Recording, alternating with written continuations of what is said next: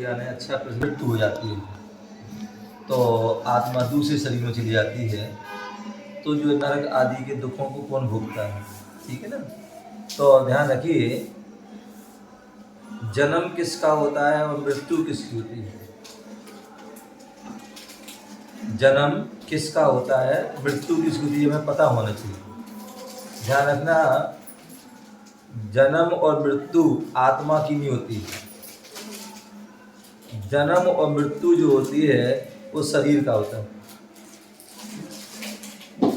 क्या जन्म और मृत्यु जो किसका होता है, वो आत्मा की नहीं होता है, वो शरीर का होता है। आत्मा तो केवल बस आती है और चली जाती है, परिवर्तन होता है वो, ठीक है ना। शरीर क्या पुद्गल है, वो पुद्गल पूर्णगल होता है, बनता है मिटता है। तो बनना है तो जन्म हो गया, मिट गया तो मृत्यु हो गई, ठीक है ना। बाकी जो है आत्मा का तो परिवर्तन हो गया। क्या हो गया, आत्मा का परिवर्तन है कि जब तक उसकी आयु थी, आयु की निमित्त से शरीर में रुकी थी, और जैसे आयु पूर्ण हुई तो दूसरे शरीर में। तो अब जो जिस समय आयु थी उस समय उसने जो कर्म किए, शरीर और आत्मा ने मिलके जो कर्म किए, ठीक है ना। तो अब जो है वो आत्मा जो चली गई वो कर्म लेके साथ गई है, अच्छे बुरे कर्म। तो जहाँ जाएगी वहाँ उसको कर्म भोगना पड़ेंगे, ठीक है ना। अगर स्वर्ग गई है, इसका मतलब जो है स्वर्ग गई है तो मतलब क्यों गई है, अच्छे कर्म किए थे स्वर्ग गई, तो स्वर्ग का फल भोगेगी। और बुरे कर्म किए हैं तो नरक गई है, तो नरक के दुख भोगेगी, समझ गए ना। तो जो है अगर तो इसलिए जो है जहाँ जाएगी वहाँ उसको मतलब अच्छे बुरे जो है फल भोगना पड़ेगी, ठीक है ना। नरक में जाएगी तो वहाँ पाप रूप भोगना, दुख रूप भोगना पड़ेंगे। और स्वर्ग गई तो वहाँ सुख रूप भोगेंगे, तो वहाँ सुख रूप भोगना पड़ेंगे। और मोक्ष चली गई तो वहाँ अनंत सुख रूप भोगने पड़ेंगे उसको, ठीक है ना। तो ये समझ गए ना। हाँ, नमस्ते महर्षि। कभी कभी ऐसा देखने में आता है जो आदमी पूरे समय धर्म ध्यान सब कुछ करता है, लेकिन अंत समय उसके कुछ ऐसे भाव हो जाते हैं कि वो मंदिर जाना या महाराज जी माता जी के दर्शन करना या कुछ धर्म की बात सुनने को तैयार नहीं होता। तो उसका ऐसा कौन सा पाप कर्म का उदय आ जाता है कि वो उसके वशीभूत हो जाता और फिर सब भूल जाता। कर्म हमेशा एक से नहीं रहते, तो आपके परिणाम कैसे थे, घर में ही लगी हुई थी। तो कर्म वैसे कर पाप रूप रही थी ना, तो उसका पाप का बंद हो गया। 10 मिनट बाद तो मंदिर में आ गई, तो भगवान दर्शन कर रही हो गई, तो जो है पुण्य रूप हो गया, ठीक है ना।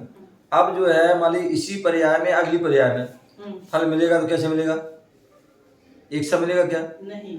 जो जो आपने 10 मिनट पहले पाप किए थे उसका फल पहले मिल जाएगा, फिर जो है पाप पुण्य रूप हो जाएगा। उसी प्रकार जो है जो हमने जिंदगी भर या 1 साल 2 साल 5 साल 10 साल जो भी आपने अच्छे कर्म किए वो खाते में जुड़ गए आपके, वो आगे जो है आपको जो है वो आपने अच्छे कर्म क्योंकि आज का आपका अच्छा जो है पुण्य का उदय चल रहा था इसलिए किए थे वो अच्छे कर्म की, तो आगे अब वो पुण्य का उदय आएगा और उसका पुण्य का फल मिलेगा। लेकिन जो तुमने उसके बाद जो पहले पूर्व में बुरे कर्म किए थे अब वो उदय में आ गया, ठीक है ना।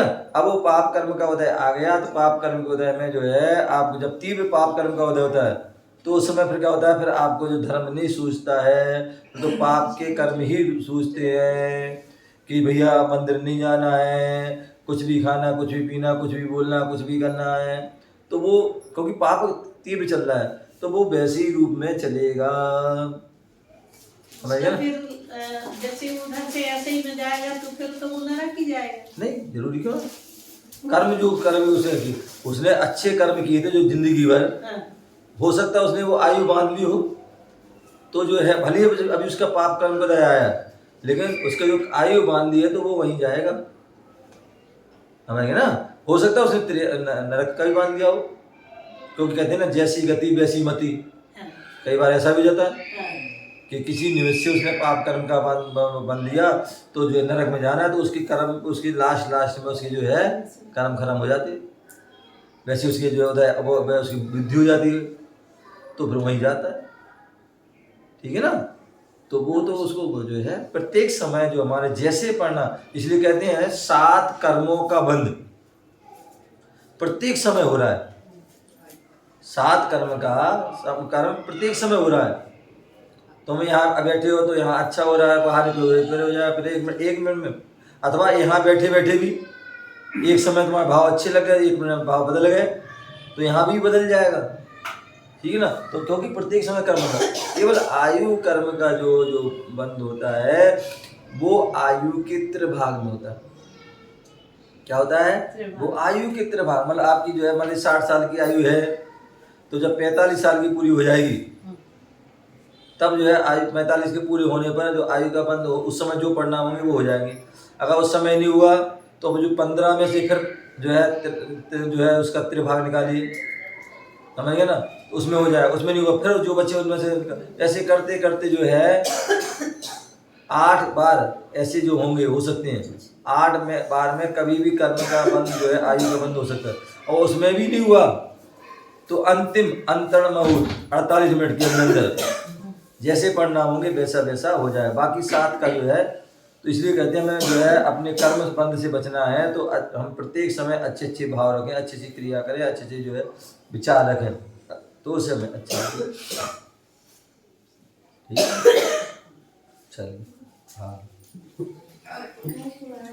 महाराज जी, हम जो उपदेश आप दे रहे हैं, मतलब जो मंदिर में जो भी हम कार्य कर रहे हैं या उपदेश सुन रहे हैं या पूजा आरती सुन रहे हैं, वो कौन है? और जो हम यहाँ से बाहर निकल के जो कार्य कर रहे हैं, संसार में भी कार्य कर रहे हैं और उसमें लगे हैं, वो कौन है? वो दोनों कर तो हम शरीर के माध्यम से ही रहे हैं, ठीक, लेकिन निमित्त बन उपदेश का फर्क क्यों नहीं पड़ता है? नहीं, निमित्त जैसा होता है ना, मैं क्या है, निमित्त जो है एक निमित्त एक उपादान है, ठीक है ना। निमित्त हमेशा उदासीन रहता है, उदासीन, ऐसे दो होते, एक प्रेरक भी होता है, एक उदासीन भी होता है, ठीक है ना, और उपादान भी होता है, ठीक है ना। कई बार मुनिराज का उपदेश हुआ, आपको जो है प्रेरणा दी कि यहाँ पर विधान हो रहा है और ऐसा ऐसा हो रहा है और ऐसा ऐसा, आपको बैठिए, इतना बढ़िया हो रहा है, और आपने जो है बैठ गए, तो वो प्रेरक हो गया। एक हमने कहा और तुमने अरे यार महाराज जी तो देते रहते हैं ऐसे, यहाँ से सुना बस निकाल दिया, तो वो उदासीन हो गए। मेन हमारा जो है उपादान शक्ति हमारे जैसे विशिष्ट जितने हमारे प्रयास है, जितना हमारे उसके अंदर के भाव होंगे, वो ही हमारा जो है निमित्त वैसे ही काम करेगा। क्या? अगर उपादान अच्छा है तो वही निमित्त जो है, हाँ सुनो तो मेरे, तो वो हो गया, ठीक है ना। तो उस मिलने से आप अच्छा काम करने लगते हैं। घर से मंदिर से बाहर मिले, कोई मिल गई सहेली, मिल गई, कुछ ही बातें करने लगी, बुराई करने लगी, कोई आपस में निंदा करना, तो उससे क्या हो जाएगा, वो निमित्त वेला मिल गया। तो जो है क्योंकि मतलब बताए ये जो है, मतलब जो कर्म तो क्या है, कर्म तो बोले जो है हमारे कर्म हैं, उसमें जो है तेल का निमित्त मिल जाता है, तो जो धूल चिपक जाती है शरीर में, जैसे ये शरीर है, शरीर में तेल का निमित्त मिला, घी का तेल मिल गया तो उसे धूल चिपक जाएगी। तो उसी प्रकार जो है हमारा शरीर है, कर्म है, और उसमें आत्मा के माध्यम से राग द्वेष जो निमित्त मिले तो उससे कर्म बन जाए। तो ऐसे जो है हमारे वो निमित्त होते हैं। मंदिर में अपने जो है भगवान का निमित्त मिला, दर्शन के भाव हुए, पवित्र भाव हुए, विचार परिणाम पवित्र हो गए, जाप के निमित्त से हमारे परिणाम निमित्त हो गए, स्वाध्याय के निमित्त से हो गया, उपदेश के निमित्त से, आहार दान के निमित्त से, कोई ना कोई निमित्त मिलेगा अच्छा, और उससे आपके भाव अच्छे हो गए। और जैसे ही बाहर निकले तो पाप रूप या घर गए, घर गए तो वो निमित्त वैसे। तो इसलिए वो कहते हैं कि जो है हमारे जो है अधिक से अधिक समय हम चाहते कर्म बंध से बचें, तो हम जो है हमें साधु संतों के पास रहना चाहिए, त्यागी वृत्तियों के साथ रहना चाहिए, धर्म क्षेत्रों में धर्म स्थानों पर रहना चाहिए।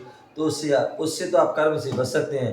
अन्यथा आप घर में रह के बहुत से लोग, हम तो घर में कर लेते हैं, आप घर में कितना भी सोच कर लो घर में, लेकिन वो आपको जो है उस कर्म बंध से जो है नहीं बच पाओगे, कर्म बंध से नहीं बच पाओगे। कहीं ना कहीं कुछ ना कुछ निमित्त से जो है करते, अब आप भक्तामर पाठ करें, कुछ भी कर, और उसमें भी कोई मिल गया तो बातें करने लगे, पूजा कर रहे थे, पूजा करते करते कोई मिल गया बातें करने लगे हैं। फोन आ गया, आज कोई सिस्टम आ गया, दर्शन कर रहे हो, पूजा कर रहे हो, अभिषेक कर रहे हो, कुछ भी कर रहे हो और उसमें क्या करते हैं, बातें कुछ भी करने लगते हैं। तो उससे क्या हो जाता है, आपका निमित्त मिला और तो बदल जाती है, इससे पाप कर्म हो जाता है।